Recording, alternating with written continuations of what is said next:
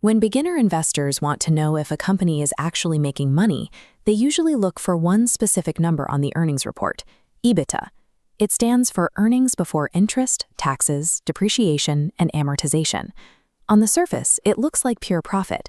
It measures the cash a business generates from its core operations, right before complex accounting adjustments muddy the waters. To see how this metric actually holds up in the real world, let's put it to the test with two industrial competitors. We'll call them Company Alpha and Company Beta. These charts show the baseline financials of both businesses. They generate the exact same top-line revenue of $1,000. They incur operating expenses of $700. Subtract costs, and they are left with an identical operating profit of $300. If we stop right here, these two competitors look like exact equals. They pull in the same amount of money and dominate their markets with the exact same efficiency. But businesses own equipment, and that equipment eventually wears out. Accountants track this loss of value over time through a line item called depreciation. It's considered a non-cash expense, meaning no money actually leaves the company's bank account when it gets recorded on the ledger. Here, the two companies start looking different. Alpha records a modest depreciation of 50. Beta logs a massive 200. To calculate EBITDA, we add that non-cash depreciation back to operating profit. Alpha hits 350. Beta shoots up to 500. An inexperienced investor looks at this spread and makes an immediate assumption. Beta has the higher EBITDA, so it must be the stronger, more lucrative business. That assumption is a trap. Treating depreciation as a harmless paper adjustment ignores the very real physical decay that those accounting ledgers represent. If we step away from the spreadsheets sheets and walk onto the factory floor, we can see exactly why Company Beta's depreciation rate is so high. Their heavy machinery breaks down constantly under extreme pressure. Depreciation is not an accounting trick. It is a delayed proxy for physical assets wearing out and needing replacement. To fix those broken machines, Beta has to spend hard cash. In finance, this is called capital expenditure, or Capex.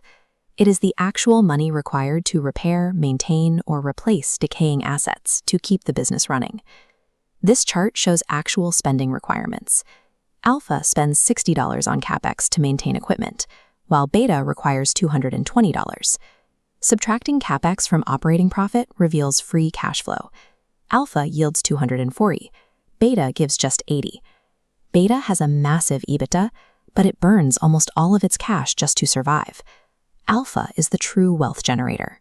This brings us to how the stock market prices these two companies. To do that, Wall Street often relies on the EV to EBITDA multiple. Investors take the enterprise value, the total price tag of buying the entire business, and divide it by EBITDA. It serves as a fast shortcut to judge whether a stock is a cheap bargain or wildly overpriced. This financial dashboard shows how the market prices them. Alpha's enterprise value is $1,400, and Beta's is $2,000. Divided by their respective EBITDAs, both companies land at an identical 4x multiple. On paper, the market views both companies as equally attractive at 4 times earnings. But underneath that multiple lies the free cash flow disparity. For the same 4x price, Alpha hands you $240 in cash, while Beta yields only $80. Investors are paying the exact same multiple for entirely different cash realities. A stock might look cheap when you evaluate its EBITDA, but if it produces little free cash, it is actually incredibly expensive. Now let's revisit both companies with one final perspective. Imagine you're buying the entire business. Would you prefer a company that earns $500 but reinvests $220 every year, or one that earns $350 but reinvests only $60? The answer becomes obvious when you think in terms of cash left in your pocket. This is how professionals think.